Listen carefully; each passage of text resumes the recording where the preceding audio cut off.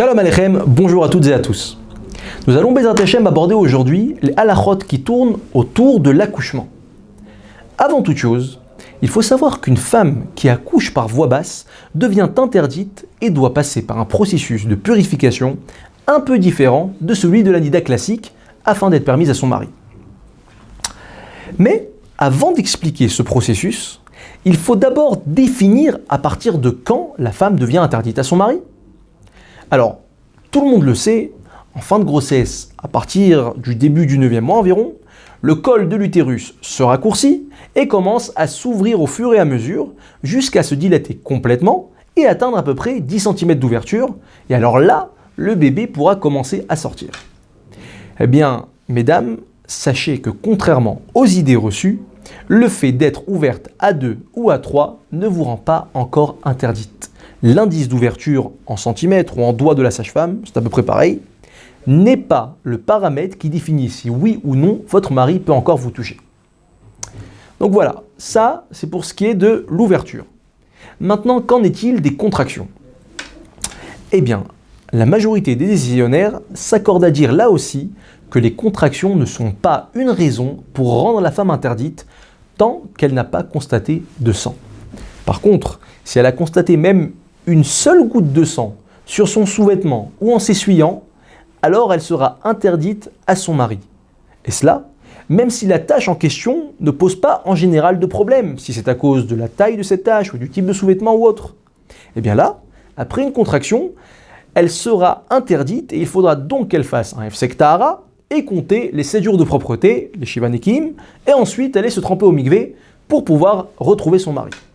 Par contre, elle n'aura pas besoin d'attendre au préalable 4 ou 5 jours comme à l'accoutumée avant son hefsek. Elle pourra l'effectuer le jour même où elle a vu le sang avant la shkia et commencer dès le lendemain les shiva nekim, les 7 jours de propreté. Donc, ça, c'est seulement si elle a constaté une tache de sang après la contraction. Mais sinon, comme on l'a dit, avoir des contractions ne la rend pas interdite. Voilà. Donc on revient à la question, à partir de quand devient-elle interdite ? Eh bien, tant qu'elle n'a pas vu de sang et que les contractions ne sont pas régulières et rapprochées et qu'elle peut donc marcher à peu près normalement, son mari peut encore la toucher et l'aider normalement. Par contre, si les contractions deviennent de plus en plus intenses et régulières à tel point que la sage-femme doit la placer sur la table d'accouchement, ou même si la sage-femme n'est pas encore là, mais que la femme se trouve dans cet état de contraction forte et fréquente qui aurait nécessité qu'elle soit placée sur la table d'accouchement, là, elle devient interdite à son mari. Donc voilà, contrairement à ce que les gens pensent, ce n'est pas le fait d'avoir de simples contractions ou d'être ouverte à 2 ou à 3 qui rend la femme interdite, mais bien la situation que l'on vient de décrire. D'ailleurs, il faut savoir que la perte des os non plus ne la rend pas interdite, sauf s'il y a du sang mélangé au liquide. Également, la perte du bouchon muqueux ne pose pas de problème, et ce, même si vous pouvez constater en général qu'il y a une sorte de veine avec du sang, il ne s'agit pas de sang qui provient de l'utérus, donc de sang interdit, mais qui provient du bouchon lui-même qui se trouve à l'extérieur de l'utérus dans le col. Donc je répète, la femme devient interdite seulement si elle est dans un état où elle devrait être allongée sur la table d'accouchement parce qu'elle a des contractions fortes et rapprochées. À partir de là, son mari ne peut plus la toucher. Bien sûr, s'il n'y a personne d'autre pour aider la femme à avancer ou pour pouvoir tenir debout, on ne va pas la laisser comme ça sans aide. Dans ce cas-là, son mari pourra l'aider et la soutenir, mais en essayant de ne pas la toucher, par exemple avec l'aide d'un vêtement ou d'une serviette, vraiment en essayant au maximum de ne pas la toucher. Mais s'il n'y a pas de vêtement, il n'y a pas de serviette, il pourra quand même la toucher. Encore un point important. Si le médecin effectue un décollement de membrane, un stripping, s'il y a du sang qui a coulé, la femme devient interdite. J'ouvre une parenthèse, je précise que les rabbinim n'autorisent pas en général de déclencher l'accouchement, sauf s'il y a danger. Pensez toujours à demander conseil avec une autorité rabbinique qui s'y connaît dans ce domaine. Pas tous les rabbinim sont aptes à répondre à ça. Bon, Baruch Hashem, maintenant vous avez accouché, ça s'est bien passé, Mazal Tov. Alors, maintenant, comment et quand pourriez-vous redevenir permise à votre mari ? Eh bien, il faut savoir qu'une femme qui accouche même un mort-né, lo allez-nous, eh bien, une femme qui accouche est impure, même si, dans l'absolu, elle n'a pas vu de sang. Au minimum 7 jours, si c'est un garçon, et au minimum 14 jours, si c'est une fille. Et je le précise à nouveau, même si elle n'a pas vu de sang. Et donc, en plus de cette période minimum, 7 ou 14, il faut qu'elle compte ses Shiva Nekiim, c'est-à-dire les 7 jours de propreté en ayant effectué les bdikot classiques. Je vous renvoie au premier cours. Mais bonne nouvelle, ces Shiva Nekiim peut être inclus dans les 7 ou 14 jours obligatoirement impurs après l'accouchement. Par exemple, une femme qui accouche une fille un dimanche. Okay, donc, elle doit être tméa, elle est interdite au moins pendant 14 jours. Donc, elle pourra se tremper seulement que le samedi soir, 2 semaines après. Si maintenant, elle n'était pas pure, pendant ce moment-là, il y a eu du sang qui a continué, il faut en plus qu'elle compte les Shiva Nekiim, 7 jours de propreté, donc ça repousse d'une semaine. Si maintenant, au bout de quelques jours, au bout d'une semaine, elle était devenue propre, il n'y avait plus de sang qui coulait, donc même si ces 7 jours de propreté étaient dans ces 14 jours où elle est censée être impure, okay, elle n'aura pas besoin de compter encore des Shiva Nekiim et pourra se tremper, donc, comme on a dit, le samedi soir, 2 semaines après qu'elle ait accouché. Bon, bien sûr, en pratique, c'est extrêmement rare qu'une femme se nettoie aussi rapidement après un accouchement.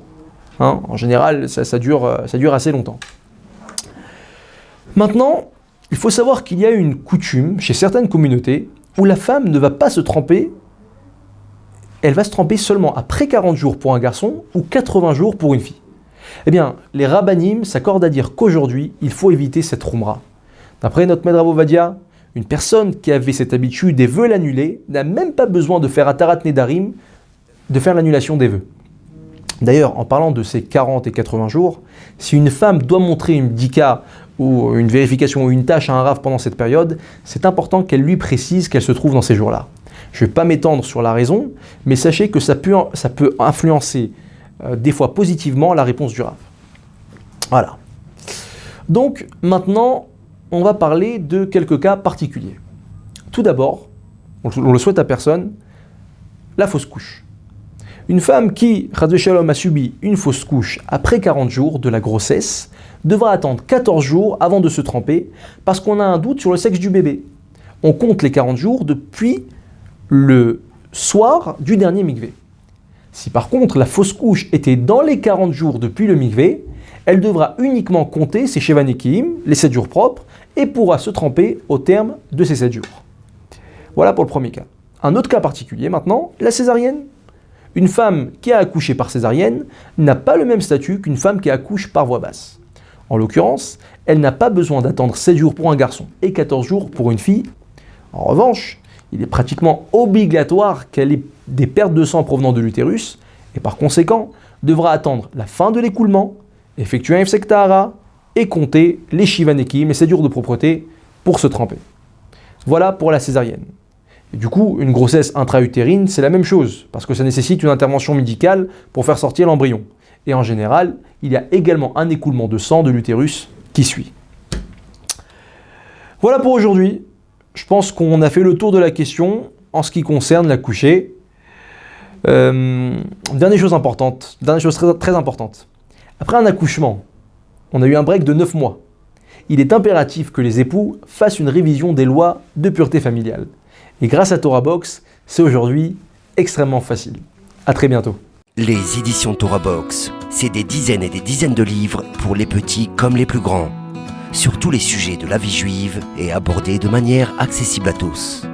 Paracha, histoire pour les enfants, construction personnelle, couple, Shabbat, fête juive, biographie. Chaque mois, c'est 2 nouveaux livres édités, vendus au prix les moins chers du marché et livrés partout dans le monde. Il vous suffit de les commander sur le site Torah Box à tout moment, pour les offrir à votre communauté, à vos proches ou pour renforcer vos connaissances avant les fêtes. Les éditions Torah Box, des livres sur mesure pour vous.